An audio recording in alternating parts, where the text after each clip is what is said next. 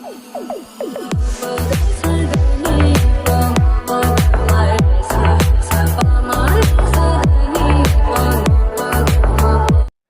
To our channel. இன்னைக்கு நம்ம video பார்க்கணும் இருமுசை சேனலில் வந்து கங்குவா ரோஸ்ட் தான் பார்க்க போகிறோம். என்ன ப்ரோ எவ்வளோ ரோஸ்ட் வந்துச்சு, அதுவுமே ரியாக்ட் பண்ணல, எதுவும் சொல்லவும் இல்லை அப்படின்னா நாங்கள் படம் பார்க்கல, எங்களுக்கு லேட் ஆச்சு. சரி நம்ம படம், நான் முன்னாடியே சொன்னேன் படம் பார்க்காம நான் இன்னொரு ரோஸ்ட் வீடியோக்கே வரமாட்டேன், யாரதும் பார்க்க மாட்டேன்னு சொன்னேன். அதுக்காகவே யாரதும் பார்க்காம இருந்தேன். யாரோடைய மைண்டையும் நான் ஏற்றுக்கூடாது, நான் பார்த்துட்டு எனக்கு ஒரு வியூ இருக்கும்ல, சார் நம்ம சொல்லிவிட்டு அதுக்கப்புறம் போவோன்றது தான். நான் ஷார்ட்டாக சொல்லிடுங்க, ஒரு ரிவ்யூ மாதிரி கூட வச்சுக்கோங்களேன். ஃபஸ்ட்டுங்க ஒரு ஒரு 50 நிமிஷம் 45 நிமிஷம் அவாய்ட் பண்ணிவிடுங்க. ஏன்னா லேட்டாக கூட நீங்கள் வந்து வாங்க, படத்துக்கு பிரச்சனையே இல்லை, அது நமக்கு தேவையே இல்லை. தேவையில்லாத ஒரு போர்ஷன் தான் அது. அதில் ஒன்றும் காமெடி ஃபன்னு லவ் எதுவும் கிடையாது. அது எதுக்கா எடுத்தாங்கன்னு தான் இருந்துச்சு. அதை அவாய்ட் பண்ணாலே படம் சூப்பராக இருக்கும்னு தான் தோணுச்சு. ஸோ அதை அவாய்ட் பண்ணிக்கோங்க. அடுத்த ஒரு 30-35 நிமிஷத்துக்கு காதில் பஞ்சு வச்சுக்கோங்க. ரெடியாக பஞ்சு எடுத்துன்னு போயிடுங்க, பஞ்சு வச்சுக்கோங்க. சீனு அதெல்லாம் வந்து சூப்பராக இருக்கும்.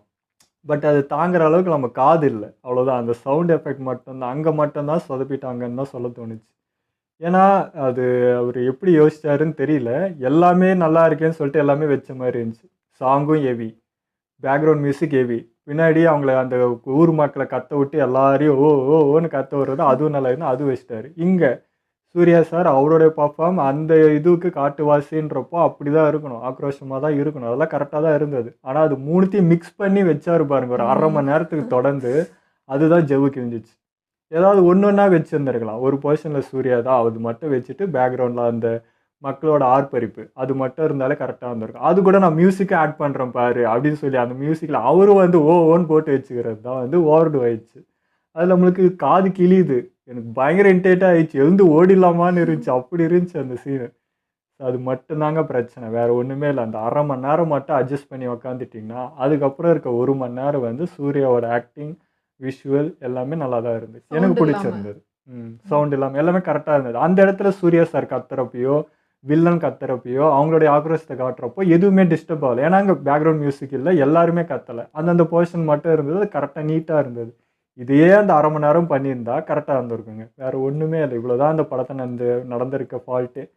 எல்லாத்தையும் மிக்ஸ் பண்ணி அந்த ஒரு ஹெவி ஆகிடுச்சு. வேறு ஒன்றுமே இல்லை. தனித்தனியாக பிரிச்சுருந்தா கரெக்டாக இருந்திருக்கும். ஆனால் அந்த லாஸ்ட்டு அமைதிக்கு நம்ம இவ்வளோத்தி தாங்கணுன்றது தான் கஷ்டம். அதுக்குள்ளே எல்லாருக்கும் மைண்டு மூட் ஸ்பாயில் ஆகி ரொம்ப வெறுப்பாகி காண்டாகி போயிடுறாங்க. அது ஒரு மைனஸாக இருந்தது. ப்ளஸ் பேக்ரவுண்டில் சும்மா அது கத்திருக்க வேண்டாம். அந்த குரூப் அந்த இருந்தவங்கலாம் அதுவும் ரொம்ப இதாக தான் இருந்துச்சு.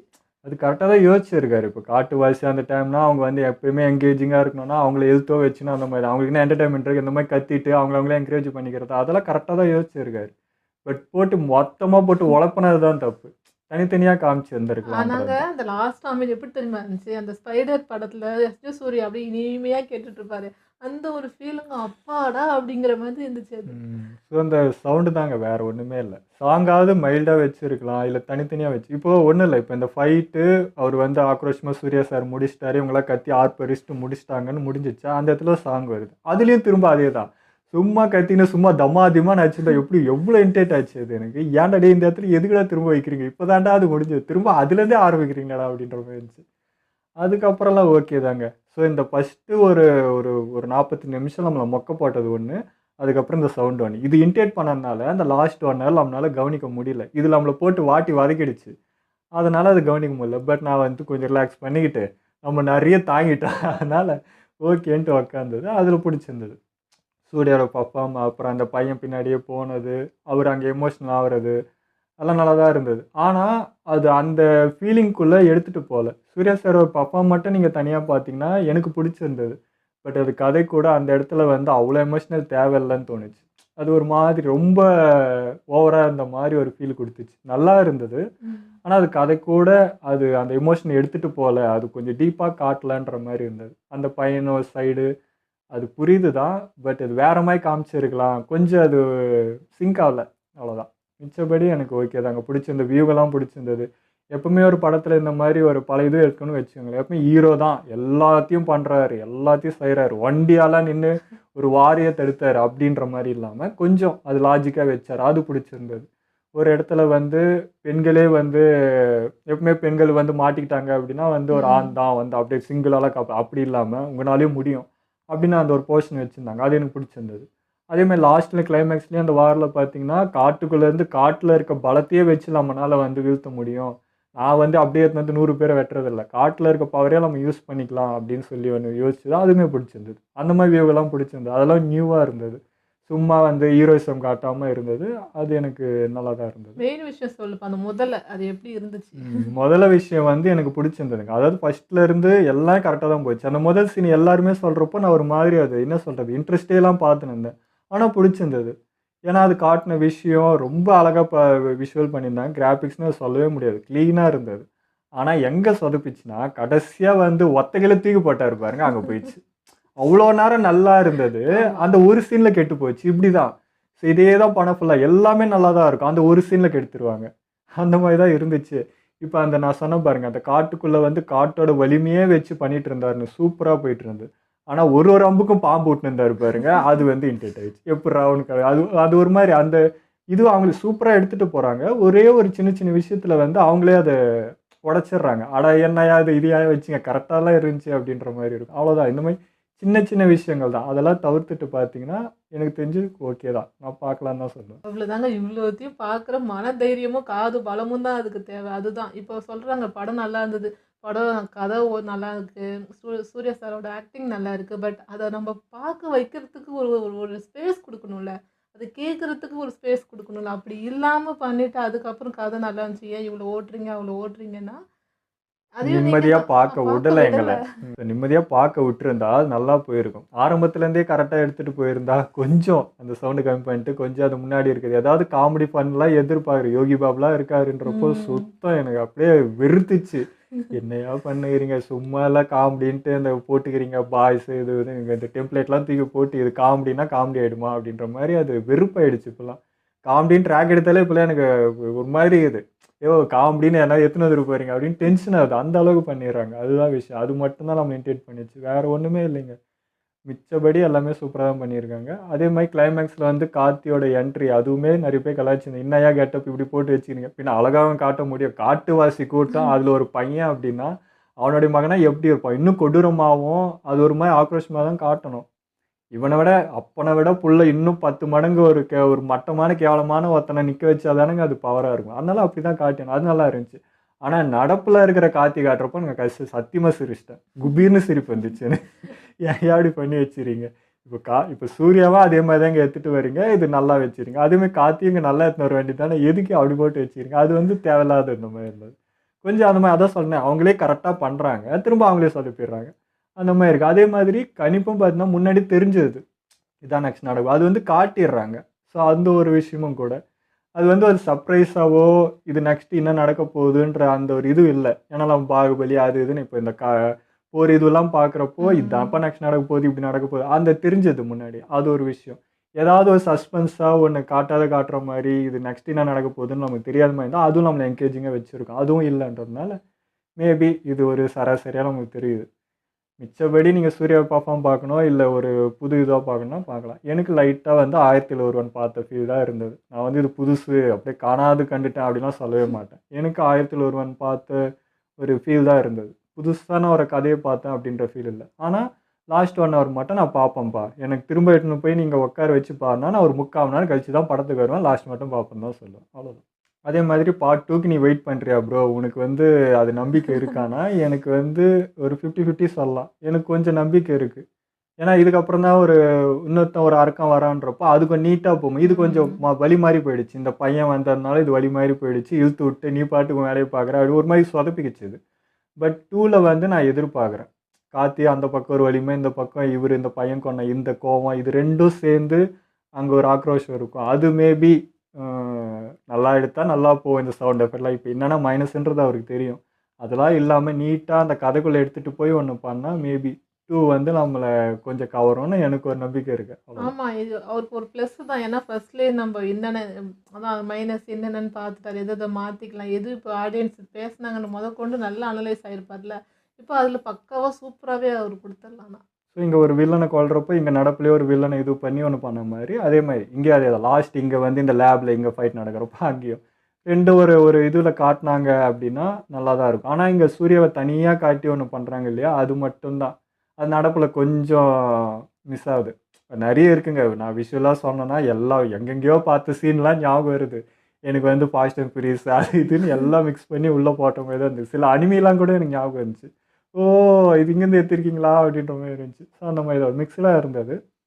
பட் படம் மொக்கையா இவங்க சொல்கிற இந்த அளவுக்கு வந்து இருக்கானா அப்படி எனக்கு ஃபீல் இல்லை. முக்கால்வாசி அவாய்ட் பண்ணிட்டு பார்த்தா ஓகே தான். ஆனால் உண்மை சொல்லலாம் சூர்யா சார் ஆக்டிங் தான் ஃபுல் அண்ட் ஃபுல். அவர் தான் ஃபுல்லாக படத்தை எடுத்து கொண்டு போன மாதிரி தான் இருந்துச்சு. அந்த அளவுக்கு ஆக்டிங் அவரோட ஒர்க்கிங்லாம் வந்து எப்பவும் போல் சூப்பராக அவ்வளோ எஃபர்ட் போட்டு பயங்கரமான பண்ணியிருக்காரு. சூர்யா பொறுத்த வரைக்கும் இது புதுசாக அவருடைய இதில் நம்ம புதுசாக பார்க்குறோம். அப்படி பார்த்தோன்னா ரசிப்போம் தான் நினைக்கிறேன். ஸோ இதாங்க ஷார்ட்டாக சொல்கிறேன்னு கொஞ்சம் இழுத்துட்டேன்ல. ஸோ இதுதான் வந்து எங்களுடைய பாயிண்ட் இதுதான். இப்படி தான் எங்களுக்கு தோணுச்சு. அதுக்கப்புறம் இவங்க பாயிண்ட் ஆஃப் வியூவில் காது இதெல்லாம் வச்சு மேட்ச் பண்ணுறப்போ கொஞ்சம் ரோஸ்ட் பண்ணுற படம் தான் ஃபஸ்ட்டு இது வரைக்கும். அதனால் அது எங்களுக்கு ஏற்றுக்கிற மாதிரி தாங்க இருக்குது. இது வந்து ரொம்ப அடிவானா ரொம்ப அவ்வளோ மட்டமாக பேசுகிற அளவுக்கும் இல்லை, அதே சமயம் வந்து நல்லது அப்படின்னு சொல்கிற அளவுக்கும் இல்லை. அவ்வளோதான். ஓகே வாங்க இப்போ இவர் என்ன ரோஸ்ட் பண்ணுறாருன்னு பார்த்துட்டு நம்ம பேசுவோம். டோலர்களே, இந்த வீடியோ யாரோட மனதையும் புண்படுத்துறது நோக்கமில்ல பாத்துக்குங்க. அதையும் மீறி எந்த டோலரோடைய மனதாவது புண்பட்டா அதுக்கு கம்பெனி பொறுப்பு இல்லை. 1/2 மணி நேரமா வச்சு செய்கிறார் ஒரு இன்ச்சாக செய்வார். இந்த கொலை காண்டில் வந்து கருத்தில் சூசைடா எப்படி எடுத்துக்கிறது இதை? ஆமா ஐயோ எதிர்பார்க்கலாம். நான் 2000 crore எதிர்பார்த்துட்டு இருக்கேன். நீங்க என்ன 1000 crore கம்மி பண்ணிட்டேன். ஐயோ சாரி சார். படம் தியேட்டர் காலி ஆகுது ஐயா. இன்னும் இந்த சுவரி எத்தனை பேரை காவு வாங்க போகுதோ தெரியல. எப்படி 2000 கோடி ஒத்த அப்பவே சொன்னேனே இப்ப ஏத்தாதீங்க கொஞ்சம் பிசுர்னாலும் புதைச்சிருவாங்கன்னு சொன்னேனேடா. லாஸ்ட் என்னோட ஒரு வீடியோல கூட என்னோட ரேண்டா சொல்லியிருப்பேன். இந்த 2024 எந்த ஒரு படமுமே பெருசா போல, குறிப்பா எந்த ஒரு பெரிய ஹீரோட படமுமே சரியான ஹிட் கொடுக்கலன்னு சொல்லியிருப்பேன். அதுக்கப்புறமா எஸ்கே அண்ணா அவரோட ஹிட்டை கொடுத்தாப்ல. அப்பாடா தமிழ் சினிமாவில் ஒரு நல்ல படம் வந்துருச்சுன்னு பொழந்த வாயை மூடுறதுக்கு முன்னாடி இதோ சீட்டா வேலையை காட்டிருச்சு. பார்ட் 2க்கு எனக்கு தெரிஞ்சு யாரும் வரமாட்டாங்க. பார்ட் 1க்கு தெரியாம யாராவது வர கூட வாய்ப்பு இருக்கு. அவரே சொல்றாரு என்னது அந்த வீடியோல எல்லா படத்தையும் என்னோட ஒபினியன் சொல்லிருப்பேன். ஆனா கங்குவாக்கு மட்டும் என்ன சொல்லிருப்பேன்னா, எனக்கு எந்த ஒரு எதிர்பார்ப்புமே இல்லப்பா, வரட்டும் நல்லா இருக்க பட்சத்துல நல்லா இருக்கட்டும்னு சொல்லிருப்பேன். இப்போ அப்படியே கீழே வந்து அந்த கமெண்ட் செக்ஷன்லாம் பாத்தீங்கன்னா நம்ம முட்டு பாய்ஸ் வந்து எப்படி நீ எங்க தலைவரை பத்தி அப்படி எல்லாம் சொல்லலாம்னு ஆத்தலைவர் இருந்தானுங்க. டேய் முட்டு பாய்ஸ் இப்ப தெரியுதாடா நான் ஏன் அப்பா அப்படி சொன்னேன்னு. ஆக்சுவலி இப்போ ஆன்லைன்ல கங்குவாவை போட்டு புரட்டி எடுத்துன்னு இருக்கானுங்க. பட் நான் முன்ன சொன்ன மாதிரியே எனக்கு படம் பார்க்க போறதுக்கு முன்னாடி எந்த ஒரு எதிர்பார்ப்புமே இருக்கல. எனக்கு தெரியும் ஜஸ்ட் இது ஒரு கேரக்டர் எஸ்டாப்லிஷ்மென்ட் படமா தான் இருக்க போகுதுன்னு. அப்படி எந்த ஒரு எதிர்பார்ப்புமே இல்லாம போன எனக்கே கங்குவா ரோஸ்ட்னு தம்ப்நெயில் வைக்க வேண்டிய நிலைமை வந்திருக்குன்னா படம் எப்படி எல்லாம் இருந்திருக்கணும். பட் இருந்தாலும் எனக்கு படம் பிடிச்சிருந்ததுங்க.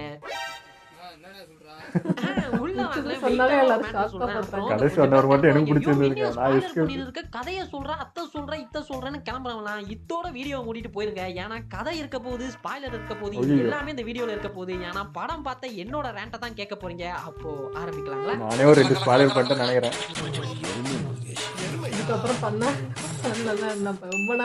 ஒரு துரோகியோட மனைவிக்கு உன் புள்ளைய கடைசி வரைக்கும் நான் காப்பாத்தினப்பா அப்படின்னு கொடுத்த அந்த ஒத்த வாக்க கங்குவா காப்பாத்தினாரா இல்லையான்ற அந்த ஒத்த லைன் தாங்க மொத்த படத்தோட கதையே. அதாவது ஒரு தாய்க்கு கொடுத்த சத்தியத்தை காப்பாத்தினாரா இல்லையான்றதான். ஆக்சுவலி இதே ஒன்லைன்ல பலவிதமான கதைகளை ஆல்ரெடி நம்ம பார்த்துட்டோம். இதையே சிட்டி, கிராமம், பழங்காலத்து ஹிஸ்டாரிக்கல் சப்ஜெக்ட் அவளையும் KGF வரைக்குமே இதே ஒன்லைன் தான். பட் எல்லா டைரக்டர்ஸும் அந்த ஒன்லைன்ல அவங்களோட ஸ்டைல்ல ஒன்னு பண்ணிருப்பாங்க, அவங்களோட ஸ்கிரீன் பிளேல ஒன்னு சொல்லிருப்பாங்க. அப்படி நம்ம சிவா கங்குவால என்ன பண்ணிருக்காரு, அவரோட ஸ்கிரீன் பிளே என்னன்னு கேட்டீங்கன்னா ஸ்கிரீன் பிளேயா அது எங்க இருக்கு? ஸ்கிரீன் பிளே புத்தகத்தை இறக்கி போட்டு தாயா அந்த 400 கோடியை உஷார் பண்ணின்னு வந்தோன்ற மாதிரி ஒண்ணுக்கு உதவாத இந்த ஒன்லைனையே 2.5 மணி நேரம் படமா எடுத்து வச்சிருக்காங்க. Any creator, any director in Indian film industry வாயை பொளந்து பார்க்க போறாங்க. இதான் நானும் சொன்னேன். எப்படி தூங்கிங்க பாருங்க அந்த சவுண்ட்ல. நான் சொன்ன மாதிரி இந்த படத்துக்கு போறதுக்கு முன்னாடி இது ஒரு கேரக்டர் எஸ்டாப்லிஷ்மென்ட் படமா தான் இருக்க போகுது அப்படின்ற ஒரு எக்ஸ்பெக்டேஷன் மட்டுமே தான் எனக்குள்ள இருந்ததே தவிர வேற எந்த ஒரு எதிர்பார்ப்புமே இருக்கல. அதாவது பார்ட் 2 வரப்போகுதுன்னு ஆல்ரெடி சொல்லிட்டாங்க இல்லையா? சோ பார்ட் 1ல என்னத்த பெருசா சொல்லிட போறாங்க, கங்குவான்ற கேரக்டர் யாரு, அவனுக்கு இருக்கக்கூடிய பிரச்சனைகள்லாம் என்ன, அவனோட எதிரி யாரு, அண்ட் பிரசன்ட்லயே அவர் யாரு, அவருக்கும் கங்குவாக்குமான ரிலேஷன்ஷிப் என்ன அப்படின்றத சொல்லிட்டு பார்ட் 2க்கு லீட விட்டு முடிச்சிடுவாங்க அப்படின்ற ஒரு ஐடியா தான் எனக்குள்ள இருந்தது. இன்னுமே உங்களுக்கு புரியுற மாதிரி சொல்லணும்னா இந்த பாகுபலி என்ன பாத்துக்கிட்டீங்கன்னா, பாகுபலின்ற கேரக்டர் யாரு அப்படின்றது தான் பாகுபலி 1 படத்தோட கதை. அந்த கேரக்டர் எஸ்டாப்லிஷ்மெண்ட்டுக்கு பிறகு பார்ட் 2க்கான லீடை விட்டு முடிச்சிருப்பாங்க. இப்போ அப்படியே கேஜிஎஃப்மே பாத்தீங்கன்னா ராக்கின்றது யாரு அப்படின்றது தான் கேஜிஎஃப் 1ஓட கதை. சோ எனக்கு கங்குவா பார்க்க போறதுக்கு முன்னாடி இந்த அளவு எக்ஸ்பெக்டேஷன் மட்டுமே தான் இருந்தது. ஆனா நான் சொன்ன இந்த பாகுபலி கேஜிஎஃப் எல்லாம் பாத்துக்கிட்டீங்கன்னா என்னதான் இது ஒரு கேரக்டர் எஸ்டாப்லிஷ்மெண்ட் படமாவே இருந்தாலுமே கூட அதுக்குள்ள நடக்கக்கூடிய கதைகளை எவ்வளவு இன்ட்ரெஸ்டிங்கா சொல்ல முடியுமோ அவ்வளவு இன்ட்ரெஸ்டிங்கா சொல்லிருப்பாங்க. ஆனா இப்போ இந்த கங்குவாவை பாத்தீங்கன்னா அதுதான் கங்குவாவோட ஸ்கிரீன் பிளே புக்கை அடக்கி போட்டாங்களே, அப்புறம் என்னத்த சொல்ல. சரி சரி. படத்தோட ஓப்பனிங் சீன்ல எல்லாம் பாத்துக்கிட்டீங்கன்னா நம்ம நட்டி இருக்காருல, அவரு பெருமாச்சி அப்படின்ற கங்குவாவோட ஊர்ல இருக்கக்கூடிய மக்கள்லாம் கூட்டிட்டு வந்து கொல்ற மாதிரியான ஒரு சீன் இருக்கும். இப்போ இந்த சீன்ல நடக்கக்கூடியதெல்லாம் முன்னாடியே இதை தம்பா பண்ண போறோம் அப்படின்றத ஆடியன்ஸ் கிட்ட முன்கூட்டியே சொல்லிடுறாங்க. இப்போ நான் ஏன் இந்த கொல்ற சீன் எல்லாம் பார்க்கணும், எனக்கு தான் ஆல்ரெடி என்ன நடக்க போகுதுன்னு தெரியுமே. இப்போ இந்த சீனுக்கு அடுத்தபடியா இந்த கொல்லுவார்ல மக்கள், அதுல இருக்கக்கூடிய கருணாஸோட கேரக்டர் மட்டும் தப்பி போற மாதிரியும், அதுக்கு பிறகு மறுபடி நட்டியோட கேரக்டர் இன்னும் கொஞ்சம் பேரை கொல்றதுக்காக கூட்டிட்டு வரும் பொழுது அதுல கங்குவாவோட கேரக்டர் கூட வர மாதிரி இருக்கும். இதுதான் கங்குவாவோட என்ட்ரி சீன். இப்போ இந்த சீன் எனக்கு ஒர்க் அவுட் ஆச்சு. ஏன்னா இதுல கருணாஸோட கேரக்டர் தப்பி போனது எனக்கு தெரியாது, கங்குவா தான் வரப்போறாருன்றது எனக்கு தெரியாது. இதெல்லாம் சர்ப்ரைஸா இருந்ததால இந்த சீன் எனக்கு ஒர்க் அவுட் ஆச்சு. மறுபடியும் சொல்றேன், இந்த சீன் மட்டும் தாங்க எனக்கு ஒர்க் அவுட் ஆச்சு. அதோட பிஜிஎம் மத்த மேட்டருக்கெல்லாம் பின்னாடி வரேன். ரொம்ப யோசிக்கிறடா, உனக்கு எல்லாம் டக்கு டக்குன்னு புரிஞ்சிருது. இல்லையா இவ்வளோ நேரம் ஆயிடுச்சு, நெக்ஸ்ட் அதுதானே அப்படின்ற மாதிரி ஆயிடுச்சு. நல்லா இருக்கிறியாண்ணா? நான் நல்லா நல்லா இல்ல. இப்போ இந்த சீனுக்கு அப்புறமா கங்குவாவை கொல்றதுக்காக பாபி டியோல் கிட்ட ஹெல்ப் கேட்டு போவாங்க. அவங்க அங்க தான் போக போறாங்க அப்படின்றத ஆல்ரெடி ஆடியன்ஸ் கிட்ட சொல்லிடுறாங்க. இப்போ நான் ஏன் இந்த சீனை பார்க்கணும், இதுதான் எனக்கு ஆல்ரெடி தெரியுமே. சரி, பாபி டியோல் கிட்ட ஹெல்ப் கேட்டு போனதும் அவங்களுடைய மகன் கிட்ட எல்லாம் போய் சொல்லுவாரு, கங்குவா இப்படித்தான் போருக்கு போறதுக்கு முன்னாடி குளிக்க போவான், அப்ப அவங்க கிட்ட ஆயுதம்லாம் இருக்காது, அப்ப நீங்க மறைஞ்சிருந்தா அவனை தாக்கிருங்கன்னு ஆள் அனுப்புவாரு. இப்போ ஆல்ரெடி எனக்கு இந்த சீன் தெரியுமே, நான் ஏன் இந்த சீன் எல்லாம் பார்க்கணும். சீன் விஷுவலா காட்டுவானமா உங்களுக்கு. இப்படி தாங்க எந்த ஒரு விஷயத்தை படத்துல பண்ணாலும் அதை ஆடியன்ஸ் கிட்ட கேட்டுட்டு தான் பண்ணணும்ன்ற மாதிரி எல்லா விஷயத்தையும் ஆடியன்ஸ் கிட்ட கடமையை உணர்ச்சி மாறாம ரிப்போர்ட் பண்ணிடுறாங்க.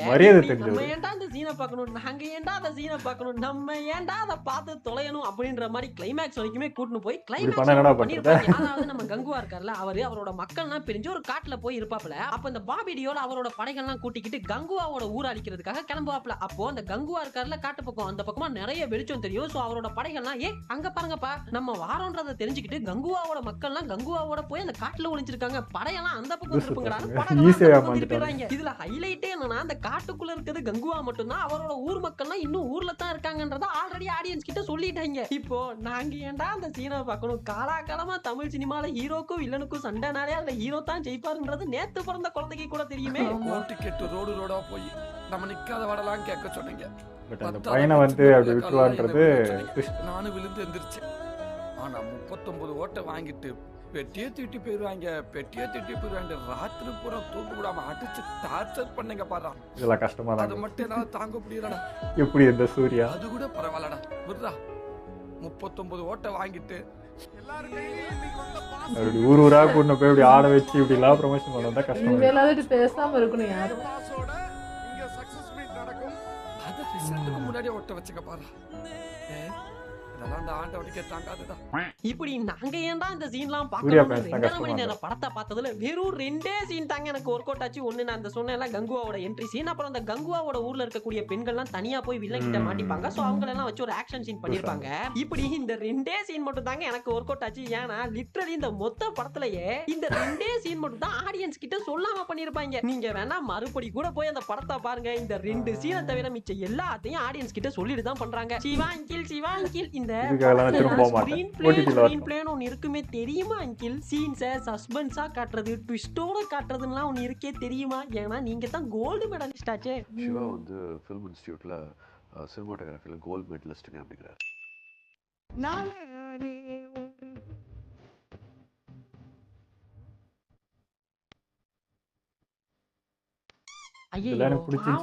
கொரோனா பேட்ச் போல இந்த படத்துல ஸ்கிரீன் பிளேயோட உச்சக்கட்ட என்ன தெரியுமாங்க, இன்டர்வல் சீன். அந்த ஒரு பையனை கூடவே கூட்டிட்டு திருவாருல அந்த கங்குவா கேரக்டர், அந்த பையன் இன்டர்வல்ல கங்குவாவோட நெஞ்சில கத்திய சொருவி அடுத்த பக்கமா வெளியே இருக்கிறான். இப்ப நீங்க எல்லாம் நினைப்பீங்க, ஐயோ கங்குவா அப்ப செத்துட்டால தான் இப்போ பிரசன்ட்ல 2 பேரும் ஒண்ணு சேர்றாங்களான்னா. வெயிட் அங்கேயே சீட்டா அங்கிள் ஒரு முட்டுக்கட்டைய போட்டு குத்துன கத்திய புடுங்கி எரிஞ்சிட்டு சம்பந்தமே இல்லாத பாபி டியோல் கிட்ட போய் வாடா சண்டைக்கு அப்படி ஒரு இன்டர்வல் விடுறாங்க. எங்கயா காயம் அப்படின்ற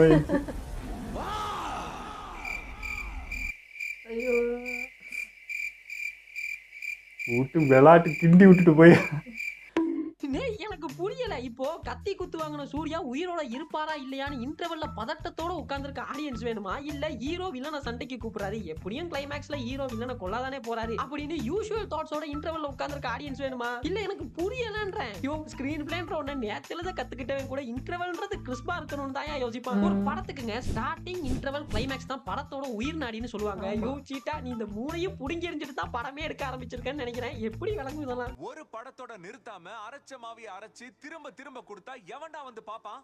சின்ன படங்க சக்க போடுது. அதனால ட்ரெண்டுக்கு ஏத்த மாதிரி மாற முயற்சி பண்ணுங்க. ஒரு படத்தோட உயிர் நாடி ஸ்டார்டிங் இன்டர்வல் கிளைமேக்ஸ்ல இந்த இன்டர்வல் அண்ட் கிளைமேக்ஸை பத்தி பேசிட்டோம். இப்போ நம்ம ஸ்டார்டிங் போர்ஷனுக்கு வருவோம். படத்தோட ஸ்டார்டிங் போர்ஷன்ல எல்லாம் பாத்துக்கிட்டீங்கன்னா இந்த பிரசன்ட்ல நடக்கக்கூடிய சீன்ஸ் தான் அதிகமா இருக்கும். அதுல எல்லாம் பாத்துக்கிட்டீங்கன்னா பழைய விவேகம் வேதாளம் சிவா பெர்ஃபார்மன்ஸ் பண்ண வராரு. முதல் 25 நிமிஷத்தை அந்த பெர்ஃபார்மன்ஸை காட்டுறதுக்கு ரொம்ப அருமையா யூஸ் பண்ணியிருந்தாப்ல. அதுலயும் என்னை கவர்ந்த விஷயம் என்ன அப்படின்னா meme recreation and reel recreation. நான் இந்த கோட் படத்தை பத்தி பேசும்பொழுது ஒன்னு சொல்லியிருப்பேன். கோட் படமே ரீல்ஸ் பாக்குற மாதிரி தான் இருக்குது. இந்த ரீல்ஸ் எஃபெக்ட் எல்லாம் வச்சு ஒரு படம் ஓடிடுச்சுன்னு வைங்களேன், அதே அப்ரிசியேஷன் எடுத்துட்டு இனி வரக்கூடிய படங்கள்ல எல்லாம் இந்த ரீல்ஸ் எஃபெக்ட்டை யூஸ் பண்ண தொடங்கினா என்ன ஆகுமோ தெரியல அப்படின்னு சொல்லி ஒரு மாசம் தாங்க ஆச்சு. சீட்டா அங்கிள் ரீல்ஸ் எஃபெக்ட்டை தூக்கிட்டு வந்துட்டாங்க. பிரசன்ட் போர்ஷன்ல எல்லாம் பாத்துக்கிட்டீங்கன்னா எடிட்டிங்காவும் சரி கலர் கிரேடிங்காவுமே சரி ஒரு ரீல்ஸ் பாக்குற மாதிரியே இருக்கும். எப்படின்னா அந்த கேப்கட்ல இருக்க மொத்த ஃபில்டரையும் போட்டா எப்படி இருக்குமோ அப்படிதான் வச்சிருப்பாங்க. ஆனா இத கூட மன்னிச்சிடலாங்க. மீம் ரீக்ரியேஷன் ஒன்னு பண்ணிருப்பாப்ல. அதாவது இந்த பாய்ஸ் மீமை போடுறது, மோய போடுறது, இதெல்லாம் சிவா என்ன நினைச்சு பண்ணீங்கன்னே தெரியலப்பா. பரமக்குடியில பயங்கரமா சிரிச்சாங்க. ரெண்டு நினைச்சு பண்ணிட்டாரு. அவங்க வைஃபே சொல்லிட்டாங்களே எல்லாரும் புரிஞ்சுக்கணும். அது என்ன அப்படின்னா சினிமாவுக்குன்னு ஒரு ஆர்ட் ஃபார்ம் இருக்குது, ஒரு எடிட்டிங் பேட்டர்ன் இருக்குது. ஒரு கதையில ஒரு கேரக்டர் பில்ட் ஆகிறதுக்கு அதுக்கான டைம் அது எடுத்துக்கும், அதுக்கான ஸ்பேஸ் அது எடுத்துக்கும். இப்போ அதுக்கான ஸ்பேஸ் நம்ம கொடுக்கலன்னு வச்சுங்களேன், அந்த கேரக்டர் ஆடியன்ஸ் கூட சரியா கனெக்ட் ஆகாம கூட போயிடலாம். ஆனா நாங்க கரண்ட் ட்ரெண்ட்ல பண்றோம் பாரு, போரிங் இல்லாம கதையை நகர்த்துறோம் பாரு அப்படின்னு ரிட்டென்ஷன் எடிட்டிங் எல்லாம் தூக்கிட்டு ரீல்ஸ் மாதிரி கிளம்பி வந்தீங்கன்னு வைங்களேன். இப்போ எப்படி இன்ஸ்டாகிராம்ல இந்த கண்டென்ட் கிரியேஷன் அப்படின்றது பீக்ல இருக்குதோ அது போல ஒரு 30-40 வருஷத்துக்கு அப்புறமா இன்ஸ்டாகிராம்ல படமும் ரிலீஸ் பண்ணலாம் அப்படின்ற ஒரு ஆப்ஷனை கொண்டு வந்தாலும் ஆச்சரியப்படுறதுக்கு இல்ல. ஏன்னா நீங்களாம் படத்தை பார்க்க அப்படிதான் இருக்குது. நீங்களாம் படங்கள்ல இதை கவனிச்சிருப்பீங்களோ தெரியல, இந்த படத்துல ஒரு சாங் வருதுன்னு வைங்களேன், அந்த சாங்கோட விஷுவல்ஸ்ல கேரக்டர்ஸ் எல்லாம் கதைச்சாலோ இல்ல அந்த பாட்டோட பேக்ரவுண்ட்ல வரக்கூடிய ஆம்பியன்ட் சவுண்ட்ஸ் எல்லாம் இருக்காது. இதுக்கு காரணம் என்ன அப்படின்னா ஒரு சாங்ல இதெல்லாம் ஆட் பண்ணணும்னு வைங்களேன், அந்த சாங் கூடிய எக்ஸ்பீரியன்ஸ் இல்லாம போயிடும். அதனாலேயே இதெல்லாம் பண்றது கிடையாது. ஆனா நீங்க எல்லாம் பண்றத பார்க்க இனிமே ரீல்ஸ் மாதிரி பாட்டுக்கு நடுவுல whoosh sound effect, speed ramping, audio booking என்னெல்லாம் பண்ண முடியுமோ எல்லாமே பண்ணுவாங்க. நான் தான் பண்ணக்கூடிய ஆளாச்சே. இந்த சாங்ஸ் எல்லாம் பத்தி பேசும்போது தான் ஒரு ஆள் நமக்கு ஞாபகத்துக்கு வராப்ல, டிஎஸ்பி. மனுஷன் என்ன காண்டல மியூசிக் போட்டாருன்னே தெரியலைங்க. நான் ஆரம்பத்துல சொன்னேன்ல இந்த கங்குவாவோட என்ட்ரி சீன் எனக்கு ஒர்க் அவுட் ஆச்சுன்னு. அந்த சீன் விஷுவலி பார்க்க நல்லா இருக்கும், செம பில்டப்பா இருக்கும். கங்குவாக்கு ஒரு பில்டப்பை கொடுத்து சூர்யா என்ட்ரி ஆவாப்ல, அது வரைக்குமே கூஸ் பம்ஸா தான் இருக்கும். ஆனா கங்குவா என்ட்ரி ஆகும் பொழுது கங்குவா அப்படின்னு டிஎஸ்பி வாசிக்க ஆரம்பிக்கிறாப்ல, அப்ப ஆரம்பிச்ச தலைவலி தாங்க. படத்துக்கு போயிட்டு 2 நாளா எனக்கு தலைவலி இருந்துச்சு. இதை நான் கண்டென்ட்டுக்காக எல்லாம் சொல்லுங்க, உண்மையாவே அப்புறமா ஒரு ஃபைட் சீன் இருக்குங்க. ஃபைட் சீன்ல தான் ஆவுன்னு கத்துறாங்கன்னு பார்த்தா இந்த அதுக்கு மேல ஒரு படி போய் சண்டைக்கு சாங் வச்சிட்டு இருக்காப்ல. நாட் only திஸ் ஃபைட்ன்ற மாதிரி படத்துல இருக்கக்கூடிய பெரும்பாலான ஃபைட் சீனுக்கு ஒரு சாங் இருக்கும், இன்க்ளூடிங் கிளைமேக்ஸ் ஃபைட். கிளைமேக்ஸ்ல பாட்டு பாடுனேனா ட்ரோல் பண்றீங்க, எங்க தொலைச்சனோ அங்க தேறேன் பாரியா அப்படின்னு சீட்டா எழுதுனாப்லையா என்னன்னு தெரியல. பட் அப்போ அவருக்கு தெரிஞ்சிருக்காது real joker became to joker pro மேக்ஸ்னு. ஓஹோ, காது தனியா வெளிய வந்துருச்சா? என்னங்க இந்த படம் ஒரு 2.5 மணி நேரம் ஓடுமா, இதுல ஒரு 2 மணி நேரம் சாலிடா என்னத்தையாவது நம்ம டிஎஸ்பி வாசிக்கிறாப்ல. தப்பி தவறி அவர் எதுவும் பிரேக் விட்டார்னு வச்சுங்களேன், நம்ம சூர்யா கத்த தொடங்கிறாப்ல. அந்த தமிழ் வாழ்க, தமிழ் வெல்க. உண்மையாவங்க நான் அந்த கண்டென்ட்டுக்காகவே படத்தை 2 வாட்டி போய் பார்த்தேன். இந்த 2வது வாட்டி பாக்குறப்போ தான் கவனிச்சேன் சூர்யாக்கு 1-2 டயலாக்ஸை தவிர காமா கதைக்கிற மாதிரி ஒரு டயலாக் கூட படத்துல கிடையாது. அவரு காமா கதைக்க வேண்டிய டயலாக்க கூட ஹை பிட்ச்ல தான் கதைக்கிறாப்ல. சரி இதெல்லாம் கூட விட்டு ஒழிச்சாலும் சேர்ந்து படத்துல ஒரு பிரேக் விடுறாங்கன்னு வைங்களேன், அந்த இடத்தை ஃபீல் பண்றதுக்காக தான் அந்த ஊர் மக்கள்லாம் இருக்காங்க. அதுலயும் அந்த ஊர்ல ஒரு கிளவி இருக்குதுங்க, கங்குவா யாரு தெரியுமா, அவர் எப்பேற்பட்டவர் தெரியுமா, சாதா பில்டப் கொடுத்தாலாவது பரவாயில்ல, கிளவி ஹை பிட்ச்ல தான் பில்டப்பே கொடுத்துன்னு இருக்குது. இன்ஸ்டால ஒரு போஸ்ட் பாத்தீங்க, அந்த தியேட்டர்ல கங்குவாவோட சவுண்ட் 105 dB காட்டுது. அதுக்கப்புறமா வால்யூம் கம்மி பண்றதா தியேட்டர்ல சொன்னதா நியூஸ் எல்லாம் வந்தது. இந்த சவுண்ட்லாம் கம்மி பண்ணாதீங்க, தூக்கிடுங்க, ஒரேடியா மியூட் பண்ணிருங்க, அதுதான் எல்லாருக்கும் நல்லது. ஆனா அத சொல்லணும், பேக்ரவுண்ட் மியூசிக் மட்டும் தூக்கிடுங்க. இப்போ இந்த படம் எனக்கு பிடிச்சிருந்தது அப்படின்னு ஒரு மேட்டர் சொன்னேன்ல, அந்த மேட்டருக்கு வருவோம். ஆக்சுவலி இந்த படம் ஆரம்பிச்சதுல இருந்து விஷுவல்ஸாவும் சரி ரைட்டிங்காவுமே சரி கொஞ்ச நேரத்துக்கெல்லாம் பாத்துக்கிட்டீங்கன்னா அந்த ஐந்தீவு, கங்குவா இருக்கக்கூடிய பெருமாச்சி, அதை சுத்தி இருக்கக்கூடிய 4 தீவு, அந்த தீவுல வாழக்கூடிய மக்கள், அவங்கள பத்தின டீடைலிங்ஸ், கேரக்டர்ஸ், அந்த ஊரை அமைச்ச விதம்னு அந்த இன்ட்ரோ எல்லாம் பாத்தீங்க அப்படின்னா அவ்வளவு பிரமாதமா இருக்கும். ஒவ்வொரு தீவோட டீடைலிங்ஸ், அங்க இருக்கக்கூடிய கேரக்டர்ஸோட டீடைலிங்ஸ், ரைட்டிங் இதெல்லாம் பார்க்கும் பொழுது ஒரு நாவல் வாசிக்கிற மாதிரியே இருக்கும். எனக்கும் கொஞ்சம் நாவல் வாசிக்கிற பழக்கம் அதிகமாவே இருக்கிறதுனால இந்த படத்தை பார்த்த 10 நிமிஷத்துலலாம் கொஞ்சம் இம்ப்ரெஸ் ஆகிட்டேன். அப்புறமா தாங்க எனக்கு தெரிஞ்சது படம் ஆரம்பிச்சு கொஞ்ச நேரத்துக்கு மட்டும் தான் இப்படி இருக்கும், அப்புறம் சீட்டா பழைய அண்ணாத்த வைவுக்கு போயிரும்ன்றது. அப்புறம் தான் எனக்கு தெரிஞ்சதுங்க. ஒரேடி அடிப்பார்னு நினைச்சேன், பரவாயில்ல இறக்கம் காட்டுறது. குறிப்பா சொல்லணும்னா இது ஒரு ஹிஸ்டாரிக்கல் சப்ஜெக்ட் இல்லையா, ஒண்ணு கேரக்டர்ஸ் எல்லாம் தூய தமிழ்ல பேசணும், இல்ல யூசுவலான பேச்சு வழக்குல பேசணும். அதுவும் இல்லையா அவங்களுக்குன்னு ஒரு ஸ்லாங் இருக்கும், அதுல பேசணும். ஆனா இங்க வரக்கூடிய கேரக்டர்ஸ் எல்லாம் பாத்தீங்கன்னா திருதிப்புன்னு பார்த்தா தூய தமிழ்ல பேசுறாங்க, திருதிப்புன்னு பார்த்தா அவங்களோட ஸ்லாங்ல பேசுறாங்க, திருதிப்புன்னு பார்த்தா சாதாரண பேச்சு வழக்குல பேசுறாங்க. இது டயலாக் மாறினாலும் பரவாயில்ல, கர்மம் ஒரே டயலாக்ல 3 வேரியேஷன் காட்டுறாங்க. இதெல்லாம் ஸ்கிரீன்ல பார்க்கும்போது லிட்டரலி எனக்கு சிரிப்பு தாங்க வந்தது. ஆனா ஒண்ணு மட்டும் புரிஞ்சதுங்க, பயப்புள்ள கேம் ஆஃப் த்ரோன்ஸ பார்த்து ஹெவியா இன்ஸ்பயர் ஆகிருக்குது. கேம் ஆஃப் த்ரோன்ஸ் மாதிரி அப்படின்னு என்னமோ ஒன்று பண்ணி வச்சிருக்குது. அதுவும் கிளைமேக்ஸ் ஃபைட் எல்லாம் பாத்தீங்கன்னா அன்சார்ட்டட் 144p ல பார்க்கற மாதிரியே இருக்கும். எப்படின்னா விஷுவல்ஸ் எல்லாம் ஹாலிவுட் ரேஞ்ச்ல இருக்கும், சூர்யா மேனரிசம்லாம் சிங்கம் ரேஞ்ச்ல பண்ணிட்டு இருப்பாங்க. பாருங்களேன், இவ்வளவு சொல்லிட்டு கிளைமேக்ஸ்ல ஒன்னு சொல்ல மறந்துட்டேன், கார்த்தியோட கேமியோ. அதாவது இந்த Suriya Karthi hero villain role பண்ணணும்னு சொன்னாங்க, சீட்டா எப்போன்னு காத்திருந்தா மாதிரி. நான் என்ன நினைக்கிறேன்னா படத்துல கார்த்தியோட கேரக்டர் இருந்திருக்காது. இந்த பொங்கலுக்கு கலைஞர் டிவில கேஷ்மோரா போடுவாங்களா, அத சீட்டா அங்கிள் பார்த்துட்டு கேஷ்மோரா கேரக்டரை கங்குவா யூனிவர்ஸ்குள்ள கொண்டு வந்தா எப்படி இருக்கும் அப்படின்னு போய் சூர்யாவை ஏமாத்திருப்பாப்ல, அப்புறம் கார்த்தியை ஏமாத்திருக்காப்ல. இது கங்குவா தான் சார், ஆனா கேஷ்மோராவா வந்து நினைக்கிறீங்க அப்படின்னு வைக்கிறேன் பாரு அப்படின்னு படத்துல சர்ப்ரைஸ் எலிமெண்ட் ஒன்னு வச்சிருந்தாப்ல. நான் சர்ப்ரைஸ் ஆனேன்ப்பா, நான் சர்ப்ரைஸ் ஆனேன் போய் சொல்லணும். அப்புறம் எப்படி இந்த கங்குவாவோட இன்டர்வல் போர்ஷன்ல ஹீரோ வில்லன் கிளாஷ் அப்படின்னு இன்டர்வல் விட்டீங்களோ, அது போல சூர்யா கார்த்தி கிளாஷ் அப்படின்னு பார்ட் 2க்கு லீட் விடுறீங்க. தப்பில்ல அதுல என்ன தப்பு இருக்கு? எப்படி இந்த இன்டர்வல் போர்ஷன்ல ஹீரோ கிளைமேக்ஸ்ல வில்லனை கொன்னுருவார்னு தெரிஞ்சோ அது தெரியாத மாதிரியே நாமளே ஏமாத்திட்டு படம் பார்த்தோமோ, அது போல பார்ட் 2லயும் ஹீரோ சூர்யா வில்லன் கார்த்தியை கிளைமேக்ஸ்ல கொன்னுருவாரு, இதுதானே படம் அப்படின்றது தெரிஞ்சோ நம்ம தெரியாத மாதிரியே படம் பார்த்துட்டு வரோம். சீட்டா அங்கிள் நன்றி வணக்கம். அந்த ஏகே சார் கூப்பிடாரு போங்க.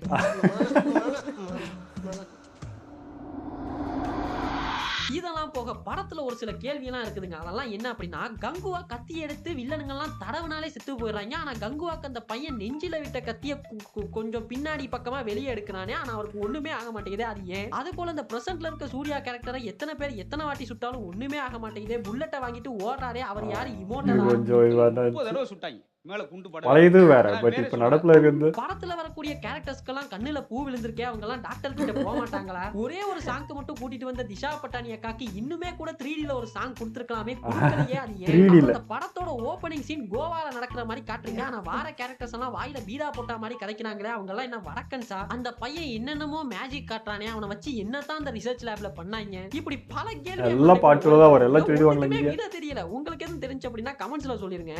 உங்களுக்கு எல்லாம் ஒரே குழப்பமா இருக்குல்ல? ஆமா. அப்புறம் இப்ப தும்முனா தான் கரெக்டா இருக்கும், இப்ப தும்முனா தான் சரியா இருக்கும். பாட்டுல பயந்து மட்டும் காட்டுங்க, இவங்களுக்குலாம் வானசாமி.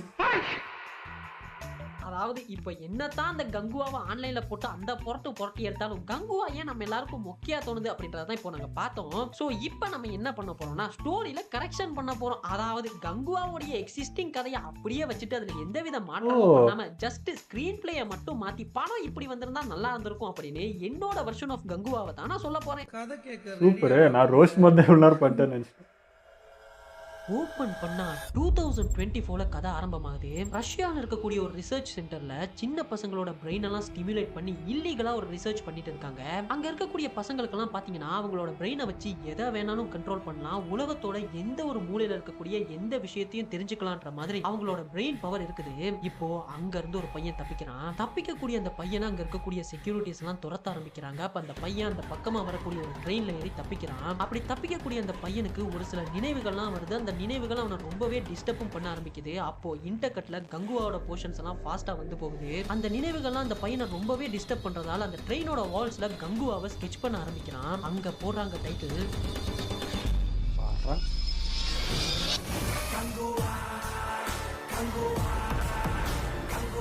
ஐயோ காப்பிரைட்.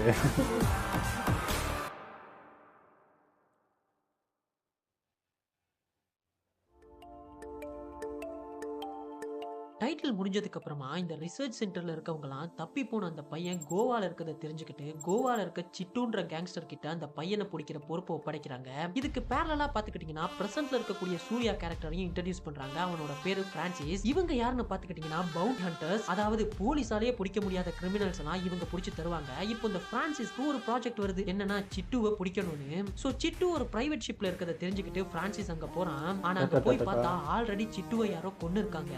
அந்த இடத்த பார்க்கவே அங்க இவங்களுக்கு முன்னாடி யாரோ வந்து அந்த இடத்துலயே ஒரு ஃபைட் நடந்த மாதிரி ஒரு செட்டப்ல இருக்குது. சரி யாரா அதெல்லாம் பண்ணிருப்பான் அப்படின்னு பார்க்கும் பொழுது அங்க ஒரு சின்ன பையன் நின்னுட்டு இருக்கான். அது வேற யாரும் இல்ல, ஆரம்பத்துல ரஷ்யால இருந்து தப்பி வந்தது அந்த பையன் தான். அண்ட் சிட்டு கிட்ட ரஷ்யன் டீம் பிடிக்க சொன்னதும் இதே பையனை தான். பட் பிரான்சிஸ் அந்த பையனை பார்க்கும்போது இல்ல ஏதோ ஒரு இன்ஸ்டிங்ஸ் அவனுக்குள்ள இதுக்கு முன்னாடி அவனை எங்கேயோ பார்த்த மாதிரி, சரி இங்க ஏதோ ஒரு அசம்பாவிதம் நடந்திருக்கு அப்படின்றத தெரிஞ்சுக்கிற பிரான்சிஸ் இந்த பையன் இங்க இருந்தா இவனும் மாட்டிப்பான் அப்படின்னு புரிஞ்சுக்கிட்டு அந்த பையன் தான் இவளத்தையும் பண்ணான்றதே தெரியாம அந்த பையனையும் அங்க இருந்து கூட்டிட்டு கிளம்பி சோ அங்க இருந்து கிளம்பி பிரான்சிஸ் வீட்டுக்கு வந்ததுக்கு அப்புறமா அந்த பையன் கிட்ட கேக்குறான், யாரப்பா நீ, எங்க இருந்து வந்து உங்க அம்மா அப்பா எல்லாம் யாரு எங்க இருக்காங்க அப்படின்னு. ஆனா இந்த எந்த கேள்விக்குமே அவன் பதிலே சொல்லாம நிக்கிறான். இதே சமயத்துல கேங்ஸ்டர் சிட்டுவோட அண்ணன் கம்புட்டா தன்னோட தம்பியை கொன்னுட்டாங்க அப்படின்னு தெரிஞ்சுக்கிட்டு அந்த ஷிப்புக்கு வரான். அந்த ஷிப்போட சிசிடிவி எல்லாம் செக் பண்ணி பார்க்கும் பொழுது தான் ஒரு பையனும் பிரான்சிஸும் அங்க இருந்து தப்பி போறது மட்டும் தெரியுது. சோ அவங்கள தேடி பிடிச்சா தான் தம்பியை கொன்னான்றது தெரியும் அப்படின்னு பிரான்சிஸோட வீட்டை நோக்கி கிளம்ப ஆரம்பிச்சான். சோ கம்புட்டாவுடைய ஆளுங்க பிரான்சிஸோட வீட்டுக்கு வரத தெரிஞ்சுக்கக்கூடிய பிரான்சிஸ் இங்க இருந்தா நம்ம மாட்டி போன அந்த பையனை கூட்டிட்டு கிளம்புறதுக்காக அந்த பையனோட ரூமுக்கு போறான். அங்க போனா ஒரே ஷா. அந்த பையன் அந்த ரூம்ல இருக்கக்கூடிய எல்லா வால்ஸ்லயுமே பிரான்சிஸ ஒரு ராஜா கெட்டப்ல, அதாவது கங்குவாவோட கேரக்டரை ஸ்கெட்ச் பண்ணி வச்சிருக்கான். பிரான்சிஸ்க்கு ஒண்ணுமே புரியல, என்ன நடக்குது, யார் இந்த கேரக்டர் அப்படின்ற ஷாக்லயே இருக்கும் பொழுதே கம்புட்டாவுடைய ஆளுங்க எல்லாம் உள்ள வந்து பிரான்சிஸையும் அந்த பையனையும் கட்டி போட்டு யார் என் தம்பியை கொன்னது அப்படின்னு அடிக்க ஆரம்பிக்கிறாங்க.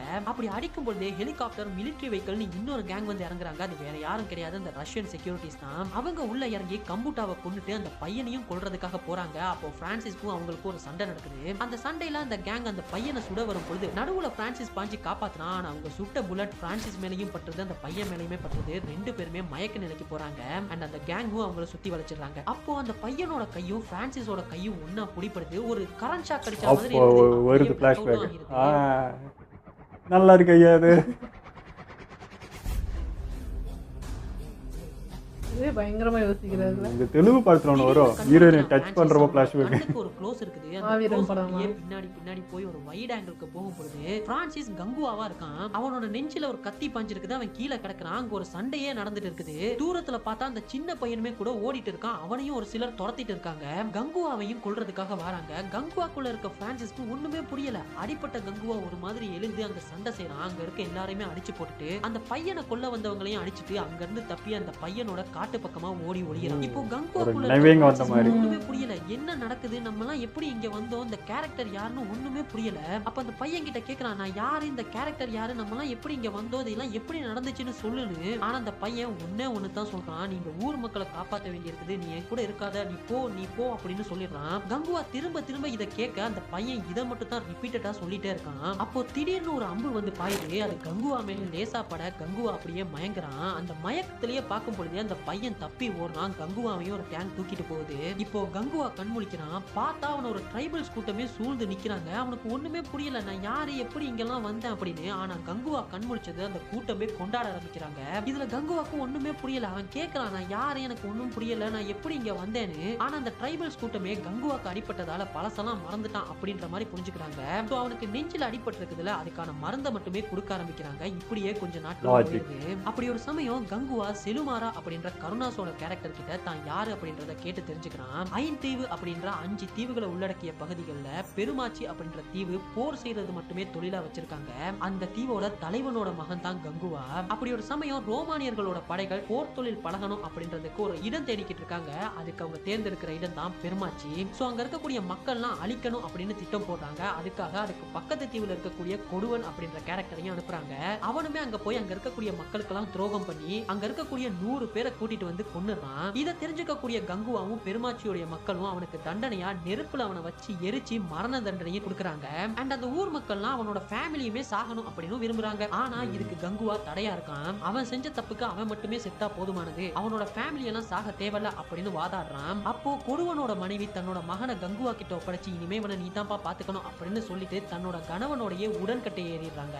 அதுக்கப்புறமா கங்குவா அந்த பையனை தன்னோட பையன் மாதிரி வளர்க்க ஆரம்பிக்கிறான். இதுக்கு நடுவுல கொடுவன் தான் செத்துட்டான்ல, இனி பெருமாச்சியை எப்படி பிடிக்கணும் அப்படின்னு யோசிக்கும் பொழுது தான் ஐன் தீவுல ஒன்னா இருக்கக்கூடிய அரத்தின்ற தீவை தேர்ந்தெடுக்கிறாங்க ரோமானியர்கள். ஆல்ரெடி பெருமாச்சியோட முன்பகை இருக்கக்கூடிய இந்த அரத்தி தீவு மக்களை யூஸ் பண்ணிக்கிட்டு அரத்தி தீவோட தலைவன் உதிரனை அவங்களுக்கு எதிராக திருப்பி விடுறான். உதிரனுமே பல தந்திரங்களை யூஸ் பண்ணி கங்குவாவை கொலை பண்றதுக்காக திட்டமெல்லாம் தீட்டுறான். அப்படி ஒரு சமயம் உதிரனோட 2 பிள்ளைங்களை கங்குவாவை கொல்றதுக்காக அனுப்பும் பொழுது அவங்க சண்டை செஞ்சுட்டு இருக்கும் பொழுது எதிர்பாராத விதமா இவ்வளவு காலமா தன்னோட பையன் அப்படின்னு நினைச்சு வளர்த்த அந்த சின்ன பையன் தன்னோட அப்பாவை கொன்னதுக்கு பழி வாங்குறதுக்காக கங்குவாவை எதிர்பார்த்து எதிர்பாராத நேரத்துல தாக்குறான், ஒரு கத்திய நெஞ்சு வழியா இறக்கிறான். இப்போ இந்த கதையெல்லாம் செலுமாரா கங்குவா கிட்ட சொல்லி இப்போ அவன் கிட்ட இருந்து காப்பாத்தி தாப்பா உன்னை கொண்டு வந்திருக்கோம் அப்படின்னு சொல்றான். இப்போ கங்குவாக்குள்ள இருக்கக்கூடிய பிரான்சிஸ்க்கு பல கேள்விகள் ஓட ஆரம்பிக்குது. அப்போ இவ்வளவு காலமா என் கூடவே இருந்த பையன் தான் என்ன குத்துனானா? அப்படி அவன் தான் குத்துனா அப்படின்னா 2024 இருந்த என்னையே இங்க கூட்டிட்டு வரணும். இல்ல அவன் தான் அப்படி என்ன குத்தி இருந்தாலுமே கூட ஏன் நான் அவன் கிட்ட கேட்கும் பொழுது நீ ஊர் மக்களை காப்பாற்றணும், இங்க இருந்து போன என்ன துரத்தணும் அப்படின்னு பல கேள்விகள் அவனுக்குள்ள ஓட ஆரம்பிக்குது. அங்க கொடுக்குறாங்க இன்டர்வல். அந்த பையன் புரிஞ்சு பண்ற மாதிரி இது கரெக்டா இருக்கு.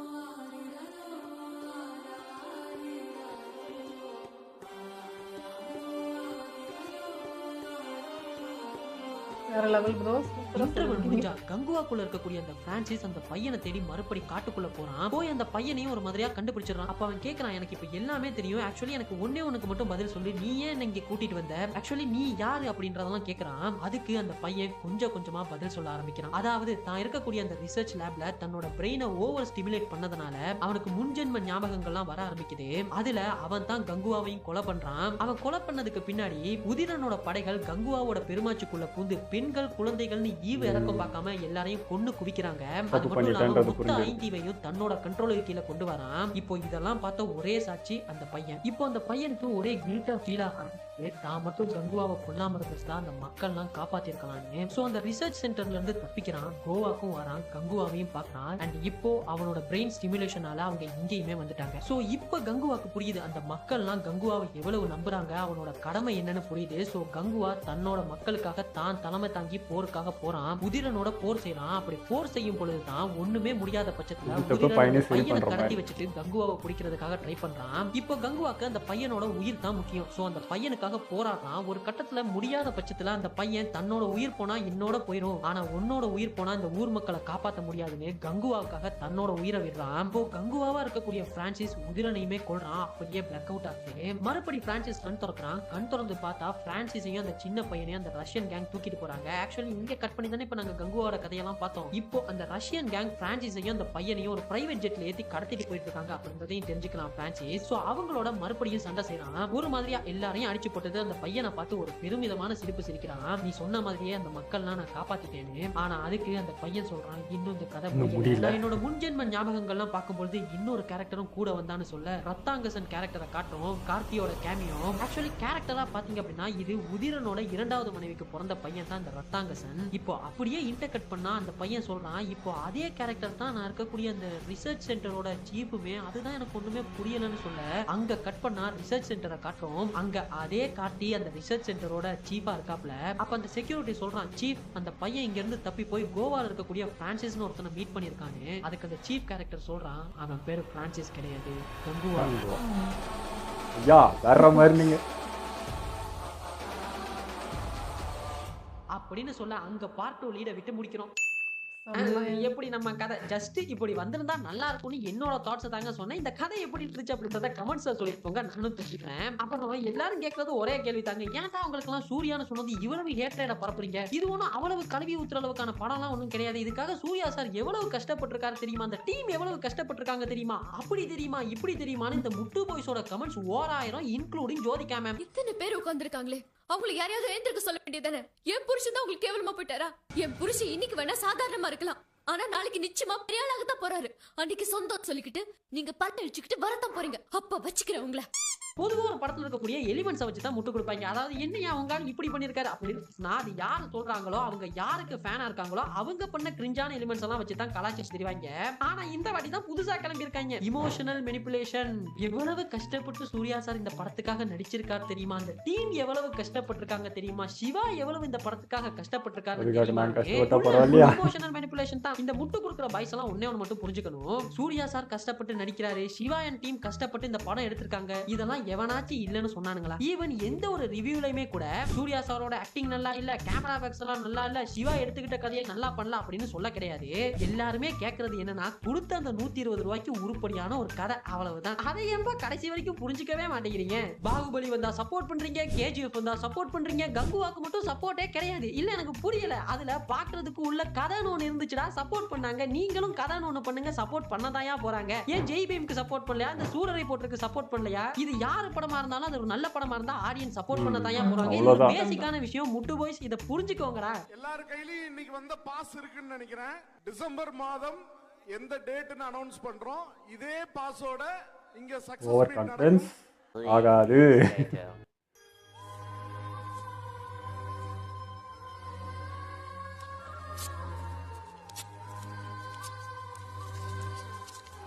இப்போ ஓவரால் கன்க்ளூஷனுக்கு வருவோம். இந்த படம் பார்க்கலாமா வேணாமா அப்படின்னு கேட்டீங்கன்னா, ஆன்லைன்ல போட்டு அடி அடிச்சு புரட்டி எடுக்கிறாங்கல்ல, அந்த அளவுக்கு இந்த படம் முக்கியம்னு கேட்டா கிடையாது. சிம்பிளா சொல்லணும் அப்படின்னா விவேக மன்னாத்தை விட பெட்டரா தான் இருக்குது in terms of making and அந்த கிரிஞ்ச் எலிமெண்ட்ஸ். எனக்கு கதைலாம் ஒன்றும் பெருசா தேவையில்லப்பா, விஷுவலி நல்லா இருந்தா, அந்த தியேட்டர் எக்ஸ்பீரியன்ஸ் நல்லா இருந்தா நான் பார்ப்பேன் அப்படின்னு சொல்றவங்க கண்டிப்பா அந்த படத்தை போய் தியேட்டர்ல பாருங்க. அதுவும் 3Dல பாருங்க. ஏன்னா 3D விஷுவல்ஸ் எல்லாம் ரொம்ப நல்லாவே பண்ணியிருந்தாங்க, ரொம்ப நல்லாவே ஒர்க் அவுட் ஆகி இருந்துச்சு. இந்த 3Dயை பத்தி கதைக்கும் போது தாங்க ஒன்று ஞாபகத்துக்கு வருது. நிறைய பேர் ரிவ்யூஸ்ல என்ன சொல்லியிருந்தாங்க அப்படின்னா, இந்த 3D விஷுவல்ஸ் எல்லாம் நல்லாவே இல்லை, 2Dலயே பண்ணிருக்கலாம் அப்படின்னு சொல்லியிருந்தாங்க. அதை பார்க்கும்போது எனக்கு ஒன்றும் புரியல. ஏன்னா எனக்கு 3D விஷுவல்ஸ் எல்லாம் நல்லா இருந்தது. ஆனா அப்புறமா தான் எனக்கு புரிஞ்சது அது என்ன அப்படின்னா, நான் ஃபர்ஸ்ட் டைம் இந்த படத்தை பார்த்தது ஒரு சின்ன தியேட்டர்ல, அதாவது ஸ்கிரீனுக்கும் நமக்குமான டிஸ்டன்ஸ் குறைவா இருக்கும். ஸோ 3D விஷுவல்ஸ் எல்லாம் ரொம்ப பிரமாதமா இருந்தது. அண்ட் நான் ரெண்டாவது வாட்டி பார்த்தேன் அப்படின்னு சொன்னேன்ல, அது ஒரு பெரிய தியேட்டர். அதுல பார்க்கும்போது எனக்கு 3Dல பார்த்த மாதிரியே இல்ல, ஜஸ்ட் ஒரு 2D பார்த்த மாதிரி தான் இருந்துச்சு. பிகாஸ் எனக்கும் ஸ்கிரீனுக்குமான டிஸ்டன்ஸ் அதிகமா இருந்தது. ஸோ இதுதான் ஒரு ரீசனா இருக்கலாம்னு நினைக்கிறேன். ஸோ நீங்க 3Dல தான் போய் பார்க்க போறீங்க அப்படின்னா சின்ன தியேட்டரா செலக்ட் பண்ணி போய் பாருங்க. அதாவது உங்களுக்கு ஸ்கிரீனுக்குமான டிஸ்டன்ஸ் குறைவா இருக்கணும். கண்டிப்பா 3D எல்லாம் ஒர்க் அவுட் ஆகும். அண்ட் அந்த 2000 கோடி மேட்டர் அதை பத்தி நான் பேச விரும்பலைங்க. இந்த படத்துல அந்த 2000 கோடி மேட்டர் மட்டும் இல்லன்னு வைங்களேன், இந்தளவு தூரம் அடிச்சிருப்பாங்களா அப்படின்னு தெரியல. ஒரு சாதாரண அடியோட தப்பி இருக்கும். ஒரு சாதாரண படத்துக்கு 2000 கோடி படம் அந்த மாதிரி வருமா அப்படின்லாம் பில்டப் கொடுத்து ஓவர் ஹைப் ஏத்திட்டு அப்புறம் படம் நல்லா இல்ல அப்படின்னு ஆடியன்ஸ் சொன்னதும் ஆடியன்ஸை குத்தம் சொல்றது, உங்களை யார் அவ்வளவு ஹைப்போட வர சொன்னது அப்படின்னு கேக்குறது, ஒரு குழு திட்டமிட்டே நம்ம படத்தை ஓடாம பண்ணுது அப்படின்னு சொல்றதெல்லாம் எந்த அளவு தூரம் ஜோக்கர்த்தனமா இருக்கு அப்படின்றத நீங்களே புரிஞ்சுக்கோங்க மக்களே. What bro, it's very wrong bro, it's very wrong bro. அப்புறம் என்னப்பா, இதுதான் கங்குவா பத்தின என்னோட ரேண்ட். அண்ட் உங்களோட ரேண்ட் என்ன அப்படின்றத கமெண்ட் செக்ஷன்ல சொல்லிட்டு போங்க. அப்புறம் போறதுக்கு முன்னாடி கீழே பாருங்களேன், நம்ம சோஷியல் மீடியா லிங்க் சும்மாவே கிடக்குதுங்க, போற போக்கலாம் அதையும் ஃபாலோ பண்ணிக்கோங்க. அப்புறம் நிறைய பேர் தேவரா ரோஸ்ட் எங்க ப்ரோ அப்படின்னு கேட்டுட்டே இருக்கீங்க. நெக்ஸ்ட் வீக் தேவரா ரோஸ்ட் போடுவேன் அப்படின்னு நம்புறேன் மக்களே. அப்புறம் என்ன ரோஸ்ட் இல்லாத ரோஸ்ட் வீடியோல மீட் பண்ணுவோம். அதுவரை நன்றி, வணக்கம். கொஞ்சம் மூடியா படத்தை குப்பையில போய் போடியா, எங்க டிக்கெட் காசு குடியா, கதவை சாத்திட்டு போய் படியா, கோடி போதுமா இந்த அடி, போய் சிறுத்த சிவாவை புடி, உளுந்து அவன் குறவலைய கடி. வீடியோ சூப்பராக இருந்தது. அதை விட எருமுருகேசன் ப்ரோ அவரு சொன்ன கதை ரொம்ப சூப்பராக இருந்தது. அது கேட்கும் போதே அந்த மியூசிக்கோட கேட்கும்போது உணர்ச்சி பூர்வமாக இன்ட்ரெஸ்டிங்காக அந்த மாதிரி இருந்துச்சு. இந்த மாதிரி கதை வந்தால் கூட கண்டிப்பாக இந்த படம் பெஸ்ட் மூவியாக இருந்திருக்கும். எனக்குமே அந்த ஃபீல் தான் இருந்தது. ஏன்னா அண்ணன் சொல்கிறப்போ எப்படி இருக்குன்னா, லாஜிக்காக இருக்குது, எல்லாமே பாயிண்ட்டாக வைக்கிறாரு. ஆமாம், அல்ல கரெக்டாக இருக்குது, அதெல்லாம் பயங்கரமாக திங்க் பண்ணியிருக்காங்க. எப்படி இது ரைட் பண்ணாதுன்னு தெரியல, பயங்கரமான மூளை இருக்குது. எப்படி சார் இவ்வளோ திறமை வச்சுட்டு இன்னும் இங்கே இருக்கீங்களே அப்படின்ற மாதிரி இருந்துச்சு எனக்கு. வேற எங்கே இருக்கணும் இல்லைப்பா, இங்கே இருக்கன்னா இன்னும் பெரிய இடத்துக்கு போயிருக்கலாமே, அந்த அந்த அளவுக்கு வந்து ஒரு கெப்பாசிட்டி இருக்குது அப்படி சொல்கிறேன். ஆமாம், ஏன்னா நானே என்ன நினச்சேன்னா, ஒருவேளை இவர் வந்து எல்லா டேரக்டர்ஸ் கூடயும் அசிஸ்டண்ட்டாக போய் இருந்து அந்த கதையெல்லாம் திருத்தி இது பண்ணுறதா இருந்தேன்னு வச்சுக்கோங்களேன், நல்ல நல்ல படமாக வரும் போல இருக்குது. அப்படியாவது நல்ல படங்கள் வந்து பார்ப்போமான்ற மாதிரி இருக்குது. ஒரு மைண்ட் வாய்ஸ் ஓடும். ஆமாம், நான் தான் வந்து எனக்காக எல்லாம் கமான் வெயிட் பண்ணுறாங்க, நான் தான் வந்து அவாய்ட் பண்ணுறேன், நீ வேற ஆமா அப்படின்ற மாதிரி இருக்குது ஒரு மைண்ட் வாய்ஸ். எல்லாருக்கும் இருக்குதான் திறமை. ஆனால் அது ரொம்ப சந்தோஷமாக இருக்குது. இவ்வளோ டேலண்டடாக இருக்காங்க ஒருத்தர். சும்மா போகிற போக்கில் யாரும் படத்தை ரோஸ்ட் பண்ணல, இல்லை நல்லா வந்து தெரிஞ்சு வச்சுட்டு தான் பேசுகிறாங்க ஒருத்தரன்றப்போ அது சந்தோஷமாக. அதே மாதிரி அண்ணன் வந்து எப்படி ரோஸ்ட் பண்ணுவாருன்னு நமக்கு தெரியும். இது வந்து அந்த அளவுக்கு பண்ணலை எனக்கு தெரிஞ்ச வரைக்கும். மனசார அவர் வந்து இதை அடிக்கணும்னு அடித்த மாதிரி இல்லை, அந்த வருத்தத்தை காட்டணும். எங்களை மாதிரி தான் நாங்கள் என்ன பாயிண்ட் ஆஃப் வியூவில் சொன்னோமோ அதே பாயிண்ட் ஆஃப் வியூவில் அவரோட ஸ்டைலில் சொல்லியிருக்காரு, அவ்வளோதான். பட் வந்து படம் ரொம்ப மோசமாக இருந்தால் அவர் எப்படி ரோஸ்ட் பண்ணான்னு தெரியும். இன்னத்துக்கு நாங்களாம் கீழே விழுந்துருப்போம், அந்தளவுக்கு பண்ணியிருப்பார். பட் அந்தளவுக்கு பண்ணலன்றதே தெரியுது. அவருக்கும் அந்த லைட் வருத்தம், இப்படி இருந்திருந்தால் இன்னும் கொஞ்சம் நல்லா இருந்திருக்கும், அது மிஸ் ஆகுதுன்ற ஃபீல் தான். ஆனால் அந்த மியூசிக் பாருங்க, நம்ம எப்போவுமே வந்து அனிருத் ப்ரோ தான் இப்போ ஃபுல்லாக இருக்காரு, மற்ற மியூசிக் டைரக்டர்ஸ்க்கு வந்து வாய்ப்பு கிடைக்க மாட்டேது, அவங்க சாங்ஸ்லாம் வரவே மாட்டேது அப்படின்ற மாதிரி நம்ம சொல்லிட்டு இருந்தோம். பட் இப்போ அவங்களுக்கு சான்ஸ் கிடச்சிருக்கு. ஆனாலும் மியூசிக் பார்த்தீங்கன்னா போட்டு அடித்து ஒரு மாதிரி அது வந்து அப்போது நமக்கு அனிருத்தே இருந்தால் பரவாயில்ல, அவரே பெஸ்ட்டுன்னு நம்மளே சொல்ல வச்சுருவாங்க போல இருக்குது திரும்ப, அந்த மாதிரி இருந்தது. இல்லை, எனக்கு தெரிஞ்ச வரைக்கும் இது டேரக்டர் முடிவு பண்ணுறது, எந்த பிளேஸில் அந்த மியூசிக் வைக்கிறோன்றது தான். இப்போ நீங்கள் வந்து கண்டிப்பாக இவர் தான் ஹெவியாக மியூசிக் போடுன்னு கேட்டிருப்பாரு, அவரும் அதுக்கேற்ற மாதிரி போட்டு கொடுத்துட்டாரு. பட் அது எந்த இடத்துல யூஸ் பண்ணுறதுன்றது அவரோட முடிவு தானே. மொத்தத்தையும் எடுத்துகிட்டு போய் ஒரே இடத்துல வச்சது தான் தப்பு. மேபி அவர் இவங்க சொல்கிற மாதிரி தமா துமான்னு கையில் கடையெல்லாம் தூக்கி போட்டு அடிச்சிட்டாரு தான். பட் அது கொஞ்சம் தள்ளி வச்சுருந்தா கூட அது நல்லா இருந்திருக்கும். அது ஒரே இடத்துல வச்சதுனால தான், அவரும் கத்த விட்டு பின்னாடியும் கத்த விட்டு மியூசிக்கும் வச்சதுனால தான் அது அப்படி ஃபீல் ஆகுது.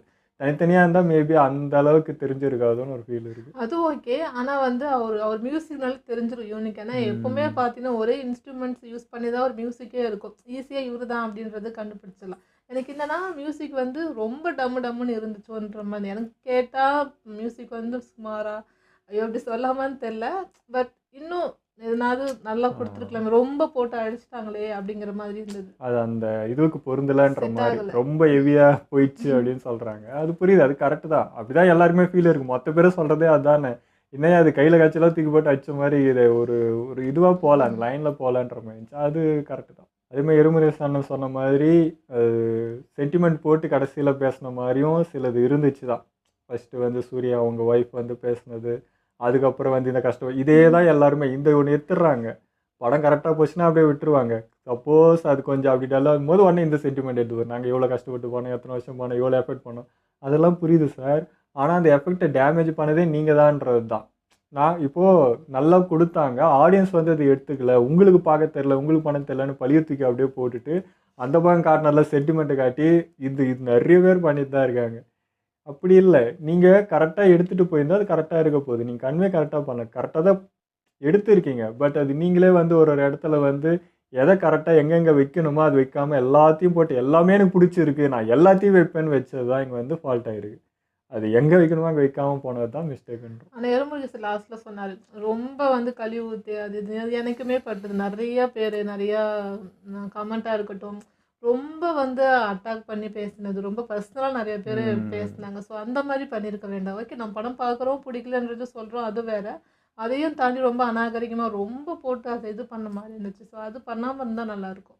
அந்த அளவுக்கு போகிற அளவுக்கு இந்த படம் ஃபஸ்ட் இல்லை, அவ்வளோதான். அதை தான் சொல்கிறோம். ரொம்ப சூப்பர் அப்படின்னு தூக்கி பிடிக்கிறதுக்கும் இது இல்லை, அவ்வளோ கேவலமாக பேசுகிற அளவுக்கும் இல்லை. பார்க்கலாம், அது அவாய்ட் பண்ணிட்டு இந்த சொல்கிறாரு. இப்போ எருமரேசு சொன்ன அந்த பாயிண்ட் தான் எனக்கும். அந்த மியூசிக்கை தூக்கிடுங்க, அந்த இடத்துல தூக்கிட்டு அதே முன்னாடி இருக்க அந்த சீனில் எதாவது அது கிராப் பண்ண முடியாது, அது எல்லாமே வச்சுருக்கீங்க. அப்படி ஏதாவது பண்ணால் மேபி அது நல்லா இருக்கும்னு தோணுது. அந்த மியூசிக் ஹெவியானதுனால இன்டேட் ஆனதுனால தான் அந்த ஃபீல் அது எங்களை பார்க்க விட மாட்டேங்குது. நீங்களே காட்டி நீங்களே அது பார்க்க விடாத மாதிரி ஒன்று பண்ணால் எப்படி இருக்குது, அதுதான் இன்டேட் ஆகுது. ஓகேங்க, இதுதாங்க எங்களுடைய பாயிண்ட் ஆஃப் வியூ. நாங்கள் சொல்லிட்டோம். எருமுரேசன் வந்து இன்னும் அவர் சொல்லிட்டாரு. 2 பேருக்குள்ள எது ஒற்றுமை இருந்துச்சு நீங்களே முடிவு பண்ணிக்கோங்க. உங்களுக்கு என்ன தோணுச்சு அது நீங்கள் சொல்லுங்கள். ஓகே, எங்களோட வீடியோ பிடிச்சிருந்தா லைக் கமெண்ட் ஷேர் பண்ணுங்கள். மறக்காம சப்ஸ்கிரைப் பண்ணுங்கள்.